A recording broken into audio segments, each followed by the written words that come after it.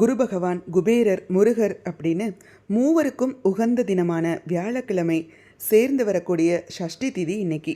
இந்த தினத்தில் நாம் செய்யக்கூடிய விஷயங்களும் இருக்குது, செய்யவே கூடாத விஷயங்களும் இருக்குது. பொதுவாக முருகப்பெருமானுக்கு சஷ்டி திதி உகந்த திதியாக சொல்லப்படுது. குழந்தை பாக்கியம் இல்லாதவங்க, திருமண தடை ஆகிறவங்க இந்த சஷ்டியில் விரதம் இருந்து வழிபடும் போது சீக்கிரம் நல்ல காரியங்கள் கைகூடி வரும். அதே போல் சஷ்டி திதியில் சில செயல்களை செய்கிறதால கஷ்டங்கள் ஏற்படும்னு ஆன்மீக ரீதியாக சொல்லப்படுது. எக்காரணம் கொண்டும் வியாழக்கிழமையோடு சேர்ந்து வர்ற தேய்பிறை சஷ்டி அன்னைக்கு வீட்டில் அசைவம் சமைக்கவே கூடாது. அடுத்ததாக யாரிடமிருந்தும் எந்தவித பொருளையும் கடனாக வாங்கக்கூடாது. அது பணமாக இருந்தாலும் சரி, நகையாக இருந்தாலும் சரி. மேலும் தங்கம் குருவோட அம்சம், அதோட சேர்த்து இந்த சஷ்டி திதியும் வருவதால் இன்றைய தினத்தில் நாம் தங்கத்தை அடமானம் வைத்தோம்னா அதை நம்மளால் திருப்ப முடியாத சூழ்நிலையும் உண்டாகலாம். இந்த நாளில் கடன் வாங்கினோம்னா அந்த கடனை அடைக்க முடியாத சூழ்நிலையும் உண்டாகலாம். அதனால் இந்த விஷயங்களை தவிர்க்கிறது நல்லது. இந்த நாள் சிறப்பான